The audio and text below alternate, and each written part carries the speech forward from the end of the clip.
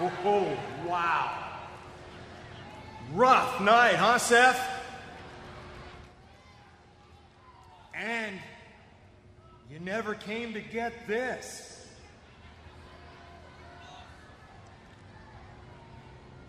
There's something else I gotta show you.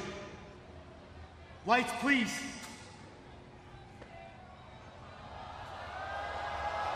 What's this? Apple Valley Waste. Whoa. Woo! Man, it stinks! Yeah, it's a trash truck. Start your engine!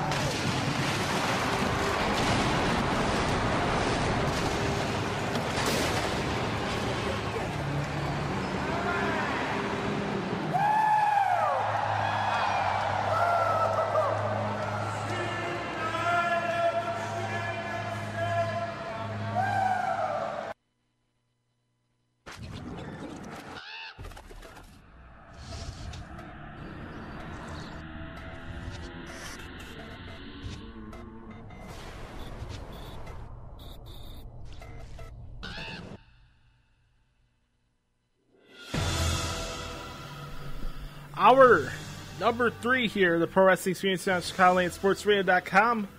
Hope you guys having a good time. Want to thank once again Moose from Ring of Honor Wrestling coming on the show today. Fun show so far as always. If you want to follow us on Twitter, we're at PW Show. You can follow me at Twitter at Josh Lopez CSR. Send your tweets and your thoughts about this past Monday Night Raw at Josh Lopez CSR, and we'll read your quotes on air. But here in a little podcast format here, we're going to talk to an old friend of mine that's hasn't been on the show for a while, and he's a very busy man, so I put him on when it matters the most. So glad to introduce a mentor of mine and a friend of mine. His name's Steven Muehlhausen. You can give him a follow at Muehlhausen MMA from sportingnews.com. What's going on, brother? Nothing, man. Thank you for a great introduction. A little busy, yes, but never too busy for you, my friend. It's been too long, and good show so far, my friend. Thank you. I appreciate that. So tell the fans where they can find you working, what you've been up to recently. Well, you've already said it. Sportingnews.com. You can check out all my great features and interview features, slideshows, editorials in the world of boxing and mixed martial arts. I'll be having a ton of stuff this weekend on this week, starting actually sometime today. They'll have an article up on the keys to victory in the Floyd Mayweather-Andre Berto fight. So all Mayweather stuff this week, all MMA next week, a little bit of boxing, and there's always fights going on every weekend. So my life is always a constant. Me and Steve are going to give you a very quality wrestling conversation. We haven't done this in a while, so it's good to get the band back together for this. So before we get into the wrestling talk, Steve, so it's the last, I'm putting air quotes here, the last fight for Floyd Mayweather on Saturday. I don't know if it's me, but if you're the greatest and entertaining fighter of all time, what do you think there'd be more steam and popularity coming into this fight on Saturday? No, he's not the greatest of all time. Let's just, and that's just being honest and being realistic. And this is no offense to Floyd. Floyd's a great fighter. He is, if you look at our generation, he's the best of our generation. I'm not going to sit here and I'm not going to try to blow smoke. I mean, he's right in that conference. He is. But there's a lot of guys before him that, you got your Aldis, you got your Joe Lewises, you got your Sugar Ray Leonards, you got your Tommy Hearns, the Roberto Durains, you got Julio Cesar Chavez's. But, there's so many guys that are better than Floyd Mayweather. And I'm just Willie Pep. I'm just Henry Armstrong. There's Rocky Marciano. There's so many guys better than Floyd Mayweather. I can think of 10. I just reeled off 10 without even thinking about it. Exactly. So, if he's the best of our generation, you can make that claim. Mm-hmm. He hasn't faced many guys in the prime of their careers. He's been very protective of keeping the zero. And you look at guys he's faced in the later stages, the Shane Mosleys, the Oscar De La Hoyas, the Miguel Cottos, when Cotto was on the decline, and Cotto was back up on the rise. When he was on the decline, he took that fight with Miguel Cotto. Yeah, he took the De La Hoya fight. De La Hoya didn't want that fight at that time, but De La Hoya passed for it. This isn't a torch-passing fight. You're facing a guy that's 3-3 in his last 3 fights. You have the fact that there's over 2,100 tickets still on sale as of Darren Ravello from ESPN reported it yesterday. I got that confirmed again within the hour. So you still have over 2,000 tickets on sale. Fans are not happy about the price of, the fact that it's $74.95 on pay-per-view.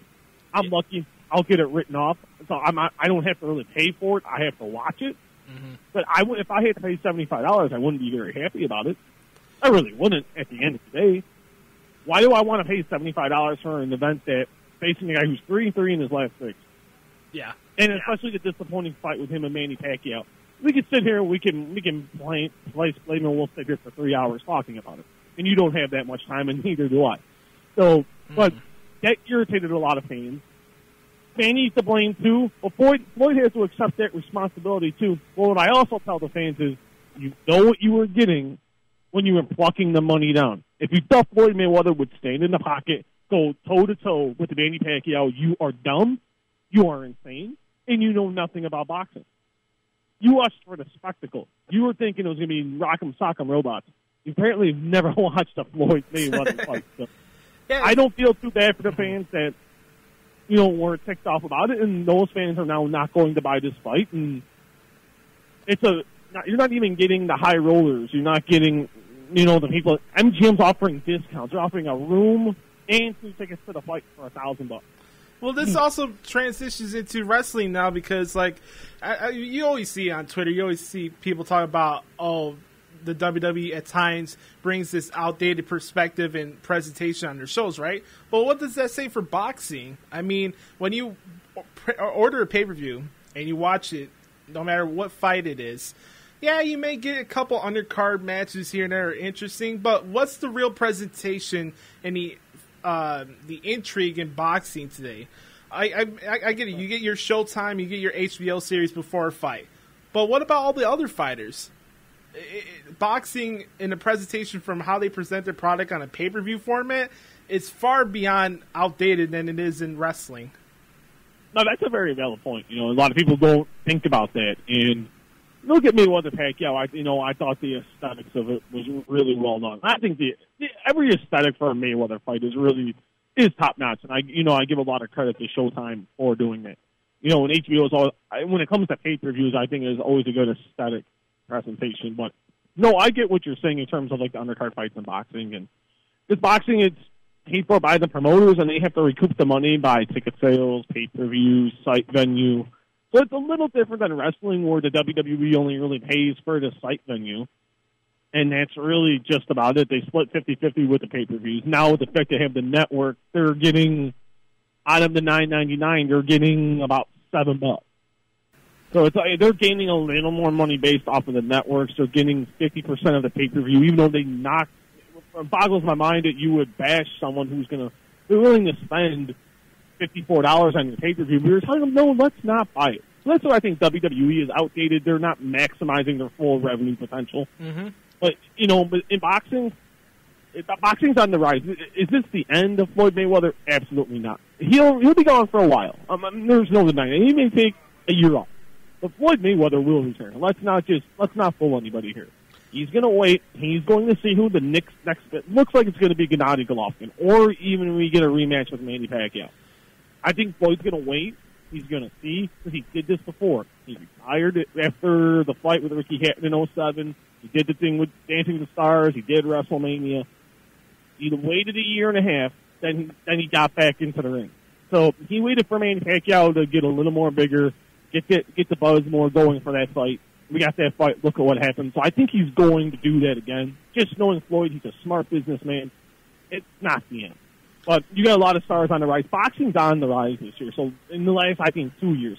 So keep watching. We got big mega fights in September. You got Vladimir Klitschko at the end of September. You got Deontay Wilder fighting on NBC.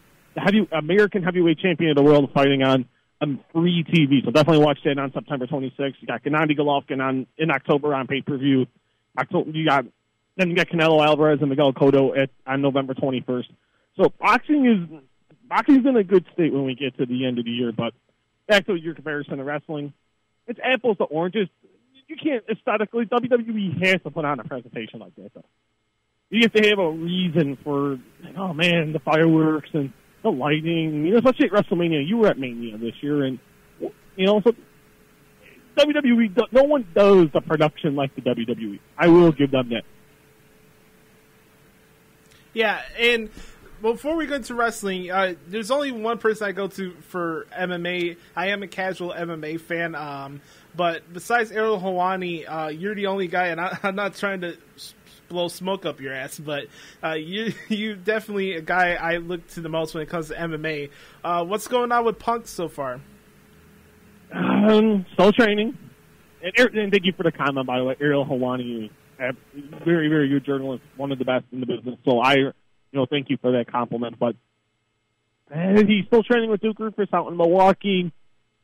I'm hearing January, February. It's more looking like Super Bowl weekend, but he's taking his time, and I think that's very smart. He knows he has to get into the cage, and he's going to. It's not in terms of everyone's like, oh, he's scared, blah, blah, blah, blah, blah. That's not the case at all. He's starting from scratch. He is the clay, and Duke Rufus is molding him and shaping it. And they got a great team, Anthony Titus, Don Askren. You guys, he's training with some of the best fighters in the world. Yeah. So let's give him a little time. Mm-hmm. I've been hearing February. I'm hearing Super Bowl weekend. I'm also hearing maybe the New Year's weekend. I just know it will be one of those 2 months. I really don't know too much else. I would expect an announcement. I would think within the next 30 to 60 days we'll get an announcement of when he will be making his debut. You've been out of the wrestling media bubble for the past couple. Well, not the whole couple years, but about a year. Bubble. Mm-hmm. And there's been kind of a transition period in my point of view. I think that from the media perspective in wrestling, I think there's still an outdated perspective and approach on how they handle their business. We don't need to get into details, but from your standpoint, from being from the outside looking in, do you think the marquee media guys are kind of out of touch too? Because I feel like we have too much of a perspective of wrestling fans from the 70s and 80s. I don't think there's that perspective from a wrestling guy who's born from the 90s. You don't need somebody who was born like 5 years ago and become a wrestling media expert or whatever. But from this standpoint, from the outside looking at how we look at today's wrestling media market. Well, I've been getting more inundated with questions about this probably in the last, let's say 6 to 7 months. I've been getting more emails, inbox messages, tweets about, oh, we miss you in the wrestling media and blah blah blah. And you know what? I don't miss that whatsoever. And I'm gonna say why. Because don't get me wrong, I respect everyone. I respect all media members. Anyone that puts in the effort and puts in the hard work. To me, it's about the hard work, and I respect that. You're one of those guys, and I noticed that right away, and that's why I brought you on. I got you on to Between the Ropes because you had a passion for the business that I still have a passion. I watch every Monday.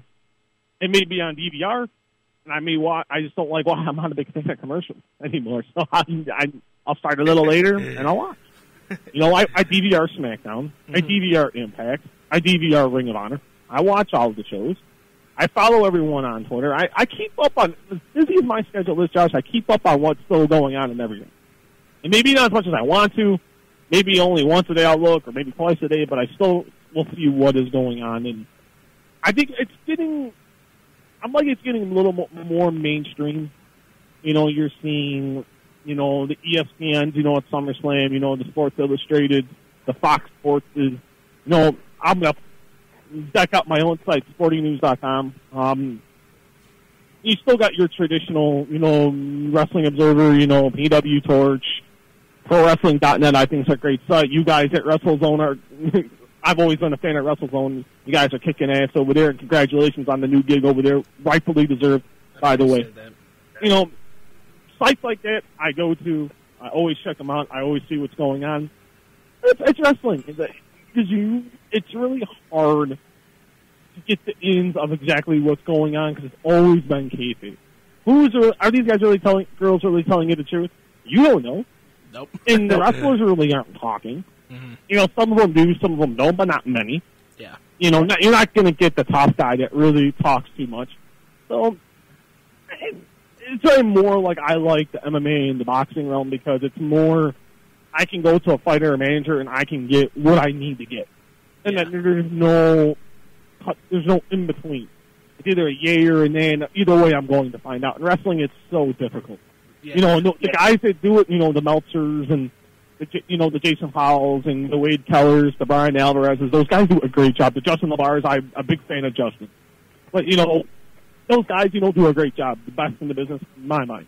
But, some guys, it's hard to get in that bubble. And the guys that are in the bubble don't want to burst the WWE bubble. They don't want the WWE to be mad at them. If you're a journalist, it shouldn't matter when you piss off. You're there to do a job. Yeah. Yeah, I'm getting paid to do a job. I'm going to be objective, whether WWE likes it or not. I've written plenty of pieces the UFC's not been happy about. Yeah. Yeah. And there's been no repercussions. Same thing in boxing. I've written plenty of articles for promoters and fighters and boxers haven't liked. But I'm doing the job. I'm not doing the job. I'm not the PR person for the fighter. I'm not the PR person for the promotion.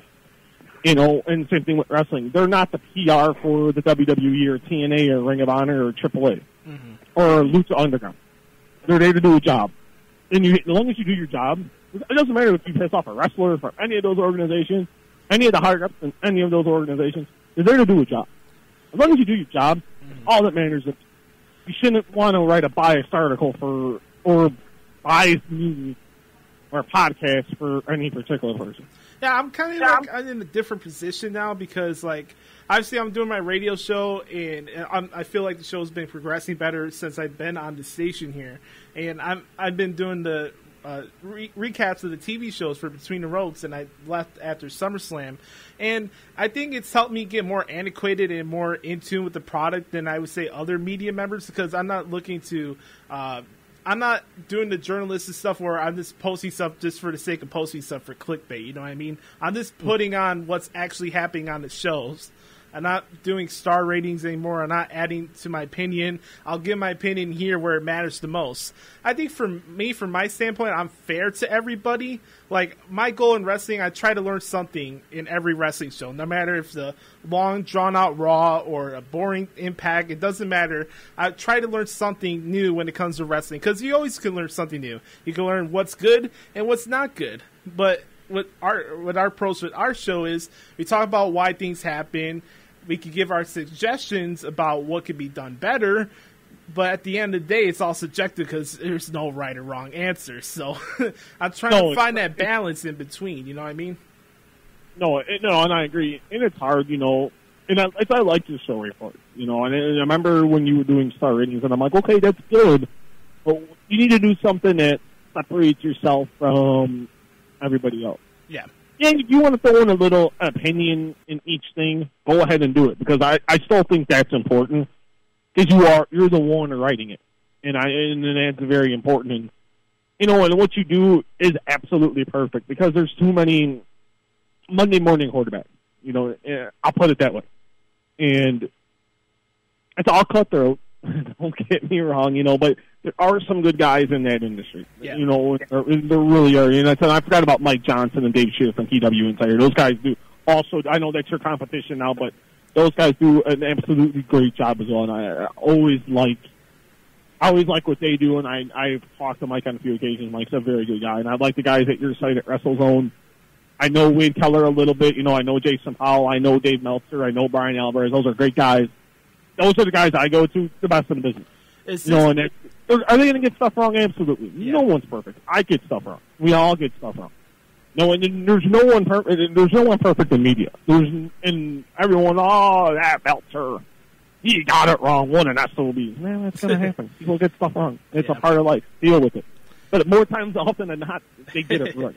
Yeah, and that's what. As long as you're right more times than you're wrong, especially in the in a realm of professional wrestling, it's difficult.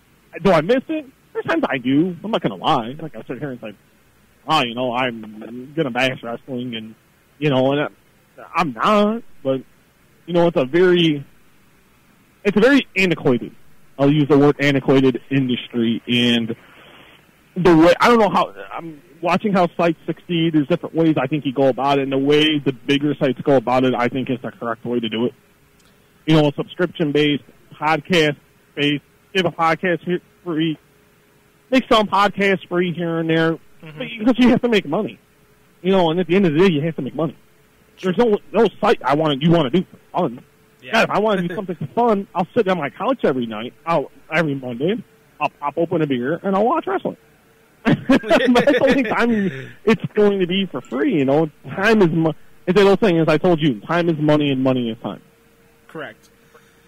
Now, you always got to make money. Speaking of money, in all over the place, is TNA done by the end of the year? Oh, TNA's done in 3 months, and as soon as Bound for Glory is done. I can't see how, I still talk to some wrestlers. I'll talk to here and there. I'm still got a lot of friends in the media and just kind of, fishing around, talking to them a little bit, just off the record stuff, and it's not looking good, and I think Dixie Carter's done no favors. And has done no favors to her talent. I think Destination America has done no favors to TNA. Correct. I think you could be like, hey, I think TNA knows they're done. I think contractually it's a little difficult to say because they're probably not allowed to at this time. But I think Dixie Carter needed to give some off-the-record conversation to her talent and be like, hey, guys, the end's going to be here. International deals are only going to make so much money. And that's unfortunate because they have some really good talent on their roster. Kurt Angle said the other day he's not coming back when his contract ends at the end of the year. I think he'll do Bound for Glory. I think that'll be the last we see of Kurt Angle. And TNA, Jeff Hardy, I think is going to be just about done. Same thing with Matt. I think Jeff Hardy his contract's up. I think it's beginning of January, beginning of February. So it's the end of TNA. That's just it's unfortunate. You want talent to have a home to hone their craft. I think that Ethan Carter is one of the best in the world in my mind of how much he's improved from NXT to right now. He's one of the best in the world in my mind. I think if WWE is smart, they will pick him up, or he goes to Ring of Honor, where I think or New Japan, where I think he can really shine in those two promotions as well. So it's unfortunate. Guys need a home, but I think Dixie Carter and Panda Energy is to blame. I think you gotta put some onus on Destination America as well. Yeah, I just think all parties involved have a certain blame to it. I think Jeff Jarrett, for the standpoint of how he handled the transition to Dixie Carter when he left the owner part of it, he has like a little share of it, right? Ownership with TNA, but it's not that massive. So, I mean, he's probably the luckiest guy in the world right now because he gets to plug his new company on television each week. It's crazy. But speaking of Kurt Angle and Jeff Hardy moving on their contracts, I mean, it would be really sad for those careers to end like that in TNA. I don't know what's going on with Kurt Angle and Triple H. I don't know if there's heat with them or not, but the fact that you would have Kurt Angle's last image in professional wrestling in TNA, that's not a good thing. No, I think Kurt will be back. There's always ego, and whoever thought we would see the Ultimate Warrior return like he did, the same thing with Bruno. I think even one day, how many times has Hogan came and gone and now be gone again? And I think we see a Hulk Hogan sooner rather than later. That's just my opinion. I don't know anything about the matter. Okay. But I think we see Kurt Angle. It's the old saying with Vince. If there's money to be made, Vince will make the money. There's still a lot of dream matches you can do with Kurt Angle. A better John Cena. Him and Seth Rollins. Oh my God, that would be amazing. Him and Dean Ambrose. Kurt Angle and Daniel Bryan whenever Daniel Bryan returns. There's a lot of money matches. You could still Roman Reigns as well. There's still a lot of money you can make with Kurt Angle. You could do Angle and Lesnar again. Oh my! Cesaro?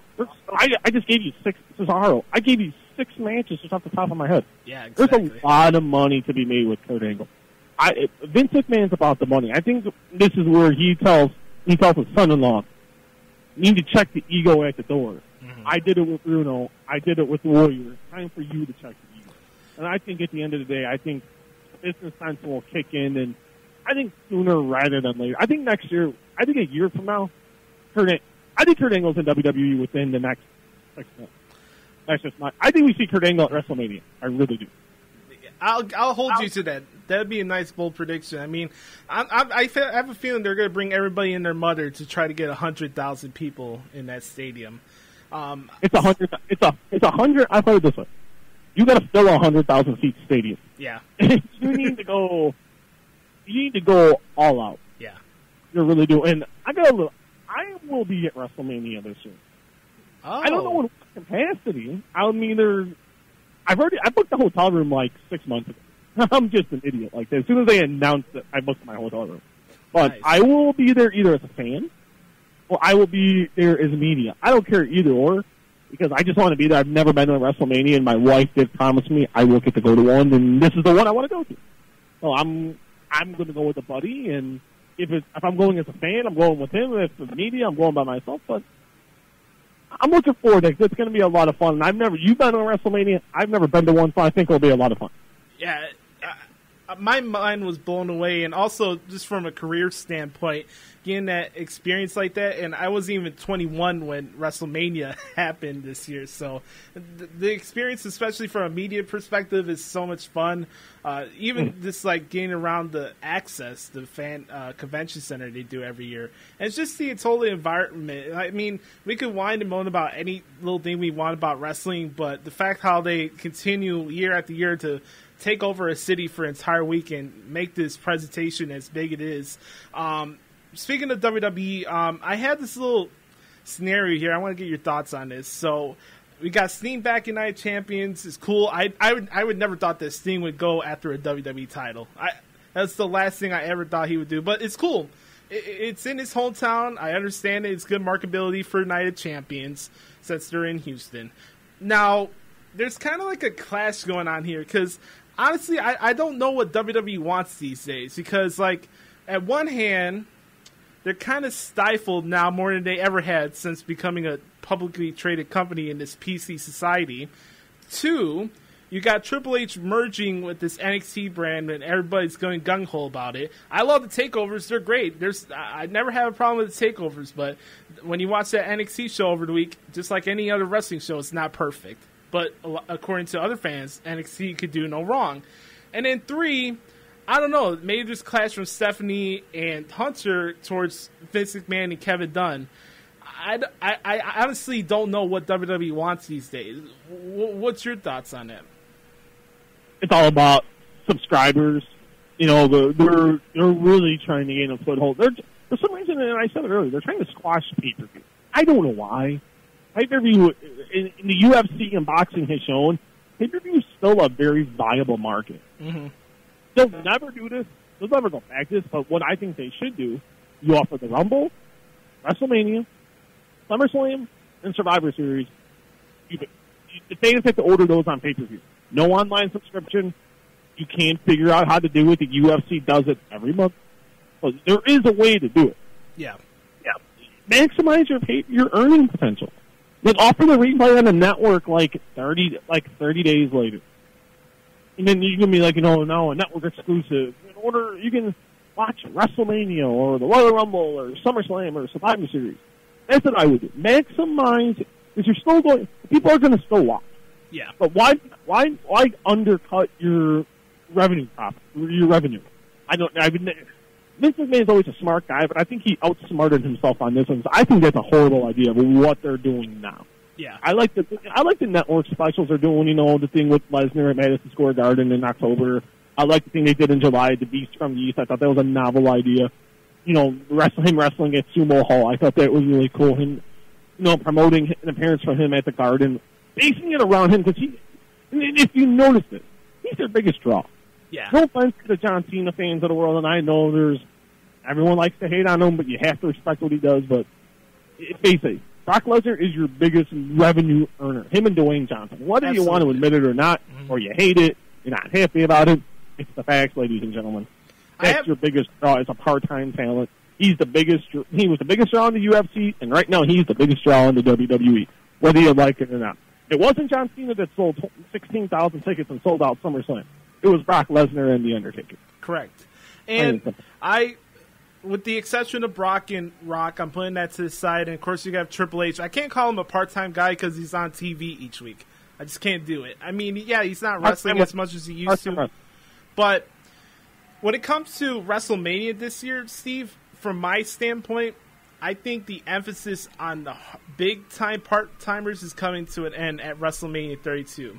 I think from this standpoint, Vince wants to go out with a bang. I'm not saying he's going to retire after WrestleMania or this or that, but I think as of now, when they're trying to put so much emphasis on the future and the Steven's Revolution and all this other stuff, it's time, and everybody talks about it, it's time for the guys like Undertaker to go, Sting, all these other guys, where they say that WWE doesn't pay enough doesn't pay enough attention to the younger guys. I think WrestleMania 32 is the swan song when it comes to like the part-timers being the primary draw for the product. Obviously, John Cena's going to have his haters, his lovers. It doesn't matter. He has got a lot of mainstream attention from his movie with Trainwreck and this and that. I think from a wrestling standpoint, Cena's been having the best year of his career from a wrestling standpoint. But who's the next guy? Who's the guy that's actually going to lead the company from a current roster standpoint? Not that. I agree and disagree about your part-time. I think if you're going to keep Brock around, which makes sense, and I have no problem with that. I think it's the last day of the Undertaker after WrestleMania. I really have no problem. I want to see how Sting looks at Night of Champions before I make that assumption on Sting. Okay. I really want to see that. It'll be the end of the Undertaker. You're going to keep seeing Brock Lesnar because Brock Lesnar's still only 37 years old. Brock Lesnar can still go in the ring. Brock Lesnar still knows how to sell. And the fact that he's got a guy who is a savant in the world of the gift to gab and Paul Heyman, and the fact that you're paying Lesnar all that money, Brock Lesnar can wrestle for another 5 to 10 years and not for the schedule he's on. Maybe increase it just a smidge for the rest of this contract and maybe keep it the same in the next contract. But from here to there, but back to what you were saying, man. Repeat that last part of the question again.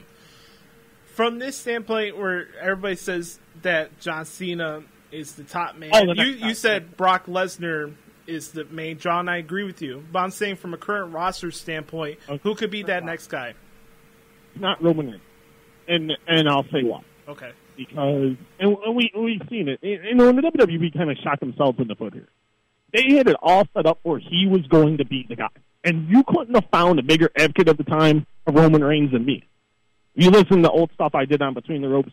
I thought this guy was the man. He had the look. He had the swagger. He had that it factor that a lot of guys just don't have. Then they brought back Daniel Bryan. That turned into a mess. I would have had Daniel Bryan win the Royal Rumble. I would have done maybe like a Luger, Bret Hart thing where both guys win, do a triple threat at Mania. You still appease the fans, and maybe Reigns, and you could still got away with not pinning Brock, but they went with Rollins. I would have went with the Reigns, but that's for here and there. They screwed that up. Then him getting pinned at him not winning the title in those 4 ways, and then the albatross, of something now with this thing with the Wyatts. He's not as over now. Can they rebuild him? As a heel, yeah, but he's not your long-term answer as the guy. He's really not. But who's going to be the guy? I don't know. They have to get off this soapbox of thinking John Cena is going to be around for another 10 years. Yeah. 15 years as a full-time guy. I think that's an issue. I think they really curtailed Kevin Owens. Yeah, they gave him a win. But, Cena should have got the win, at Money in the Bank. I don't have a problem with that. But then when it came to Battleground, you had to have Owens go over. Because John Cena is still going to be John Cena. Kevin Owens, that really could have elevated Owens to the title picture. You could have put him in a program with the Rollins. You could have even this smarky, a powerhouse bully heel against the smarky champion. You could have gone something like that for SummerSlam. But I think they really curtailed Kevin Owens for the time being. And I just don't understand why. You know, guys like Cesaro, you've really curtailed as well, I think. In terms of the man, I think Dean Ambrose, I think, can be one of those guys. I think Seth Rollins can be one of those guys. I still think Kevin Owens can be one of those guys. Just one big, huge win for Owens, and I think Owens is back right there. I think Finn Balor can be it. No, yeah, he's a little small, but he's got that it factor. He's got the entrance. He's got that it thing that you're looking for. And I'm going to say one guy, and I've said this for over 2 years now.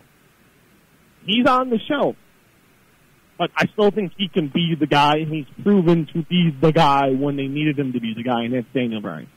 I don't know why they're keeping him on the shelf. He's been cleared. He is healthy. He is ready to go. I don't get that. He's been cleared by every top neurologist. He's been cleared by his own guy who's part of the Arizona Cardinals in the NFL, who the NFL has a stringent concussion policy in all sports. Yeah. So it's mind-boggling they haven't brought, and that's for another conversation. But true. You get him back in the picture. Look at what he did for WrestleMania 30. So, as horribly as they fumbled him, the fans still wanted to see. He saved a WrestleMania. You know, he got 700,000 buys on pay-per-view. Daniel Bryan basically did that all by himself with very horrible creative by WWE. He doesn't get a lot of credit for that. That's when they started the network. So it's like over the million people. So you're looking at almost 1.7 million people, over 1.7 million people, watch WrestleMania for this guy. That's a pretty strong feat considering how badly they screwed him up. He can be the guy. He's got to stay healthy. Don't get me wrong, and concussions are a very serious issue. But if he is past it, and it seems like he is from talking to some people around him and just seeing him in interviews, he's ready. He's chomping at the bit. I'm just very afraid that they're going to screw him up again. I don't think Vince trusts him. I think they should. If you give Daniel Bryan a chance, he can be the man. Not Roman Reigns. Not, Seth Rollins. I think it's probably going to be Rollins. But if I'm going for a strong, maybe Ambrose. But if I'm going to hinge my horse, I'd go with Daniel Bryan. He's got that organic connection with the fans, or it's not manufactured. And that's why I like Ambrose and I like Rollins, because they did it organically. The fans bought into him. I think they're doing Rollins no favors. I don't think they're doing Ambrose much favors either. I don't understand what they're doing with Rollins in his promos and Ambrose in a upper mid-card feud that really makes no sense. Yeah. I think he should turn heel, maybe get away from Roman Reigns. I don't know. But if I'm going to hinge my horse, I'm going to hinge my horse on a guy, he's not healthy right now, and he's supposedly not healthy according to WWE. I'm going with Daniel Bryan. That's my guy. That's the guy I would put my horse on for the next 5 to 10 years and let him be the guy. He's only 34 years old. He's still young. It's not like he's 37, 38 years old like John Cena. Let's remember that. Daniel Bryan versus John Cena for WrestleMania. It's been my guess this whole time.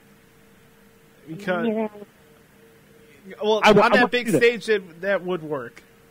Unless they're going to go with Brock, but you said it right there. Vince doesn't trust him. Do you really think you would put him against Brock Lesnar?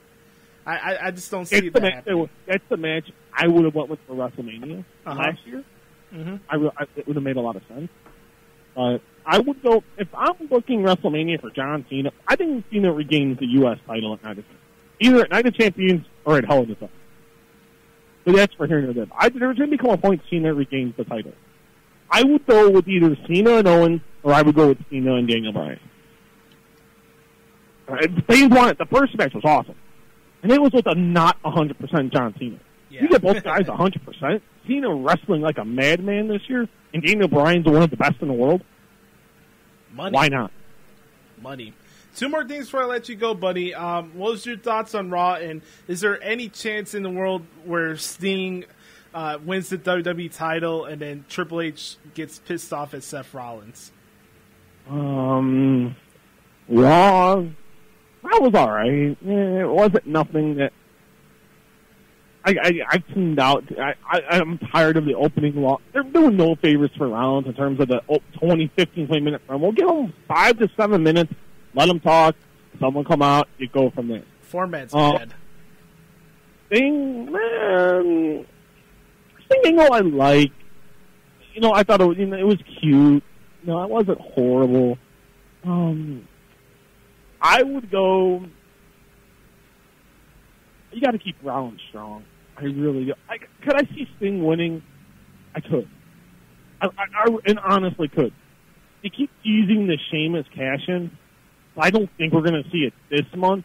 I think within the next 5 Survivor Series, I think Sheamus will have the belt. Whether we like, either they're just going to try to cash in and be unsuccessful. Yeah. I really don't know. I would keep the title on Rollins until at least WrestleMania. That's just my opinion. That's where I would go. But that's just me. But if Sting won the title, I wouldn't be like deathly disappointed. But in terms of Raw as a show, it was a C. I like that Ryback match. It was maybe about 2 or 3 minutes too long. Yeah. You know, they did one too many things on the outside. You could have done maybe 2, got them back in. You could have went that way. Maybe it cuts out about 2 minutes. But making the Divas title match for next week, I thought was a smart idea. They had no choice in the matter. I think. I don't think they go with a finish. WWE is just too stupid. Don't get me wrong. Nikki Bella's gotten better. Yeah. And I like what she's done in the last year. But we all know why she's had the title as long as she has it. It's not because she's the Luther or the Ric Flair of women's wrestling. Let's not kid ourselves here. And I think the WWE's done her no favors the way they flip-flop them into Bella's characters. I'm not a big fan of that either. Either they're heels or they're babyface. Let's make a decision. Correct. But Charlotte should have the title. I wouldn't have her break the record. That is me. I think you put it on Charlotte. You don't need no schmoz finish. Have her win. If you really want to say this is a revolution, and this is for the Divas thing, I think is horribly ridiculous. These are women. Divas is and I got into it last week with a lot of people, and a good buddy of mine, Jim Ross, had my back on it, and I talked to Jim through Twitter, and we exchanged a couple messages, and he retweeted what I wrote, what I put on Twitter, and I thanked him for it, and it also got me a lot of heat with a lot of people. But, you know, these are women. These aren't divas. Divas a negative connotation. Let's just, stop calling them divas. They're women. You know, and if you want to have this revolution in women's wrestling, women's power, women's sports, it's not the thing now, Serena Williams in the Grand Slam, the rise of Ronda Rousey, WWE, the intention was great. But they really have screwed this up. And I don't know how you could have screwed this up. It wasn't that difficult. They had it right in front of them, and somehow they've still screwed it up. I wish they can pay me $200,000 a year and go out and screw it up. It boggles my mind of how badly they've screwed up this whole story with the women. I'd have Charlotte win. If you really want this to be a revolution, Charlotte wins. Yeah. Plain and simple. Nikki gets a rematch, and I'd champion. Charlotte wins again. Then you get rid of the Nikki Bella program, and you go Charlotte and Sasha Banks and let them roll for 6 months.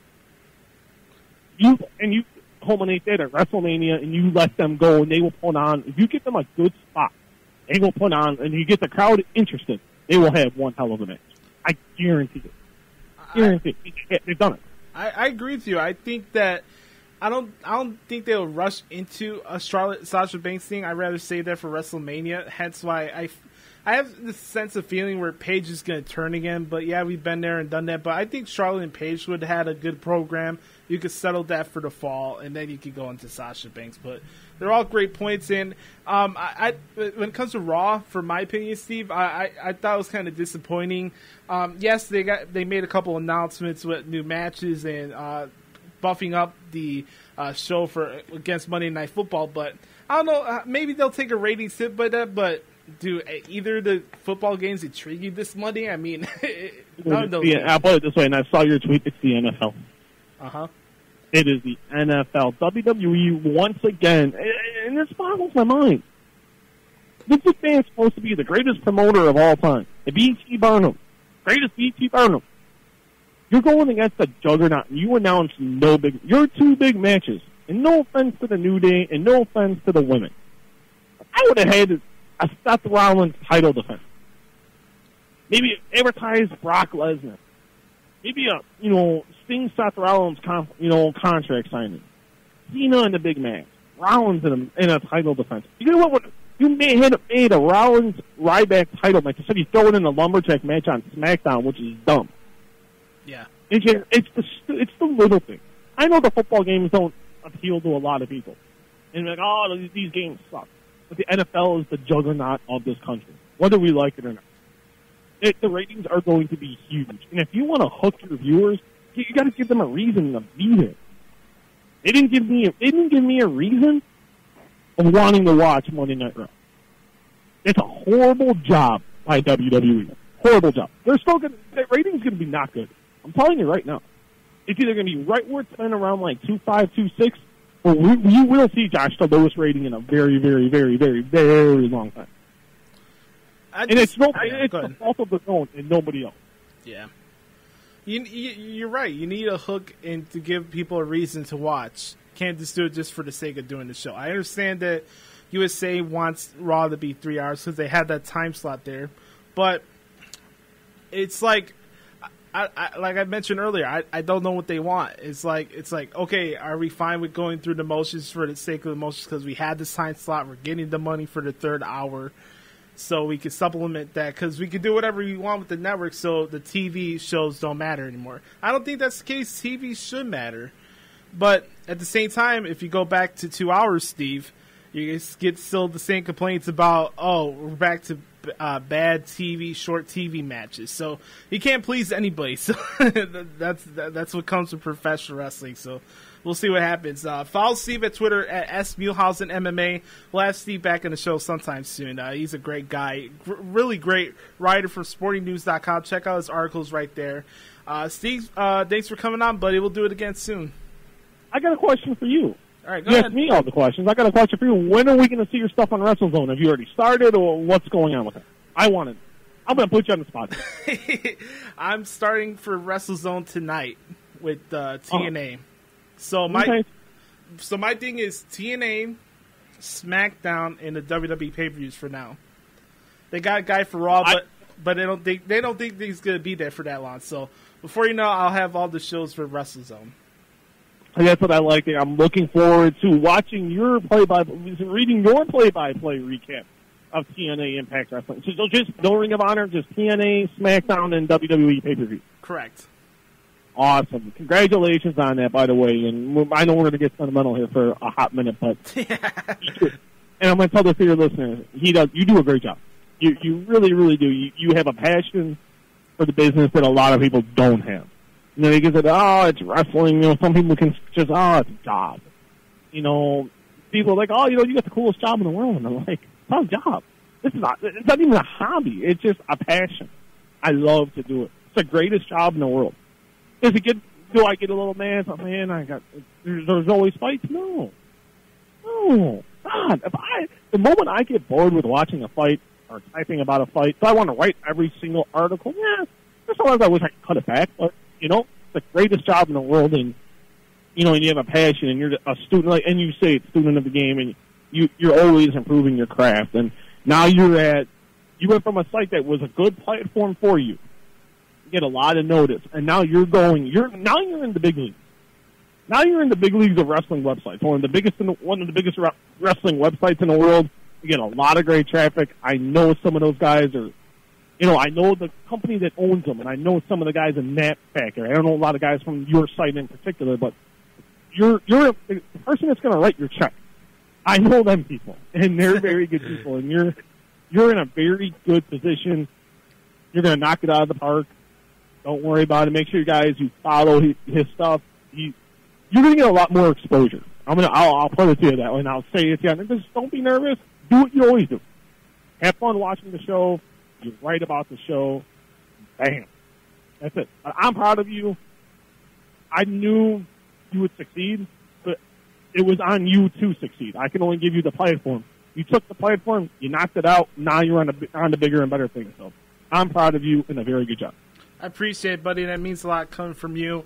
I learned a lot from you from this experience, and I'm looking forward to it. I mean, it's not much saying for TNA because there's not much episodes left, but that's neither here nor there. But you never know. You never know. Yeah. You just don't. You never know. So just act like they're going to be on for the rest of your life. We'll see what happens. But I can give you. It's all good. Thanks, Steve, for coming on again, buddy. I really appreciate the kind words, and we'll do it again soon. All right, buddy? Absolutely, buddy. Have a good rest of the show. You too.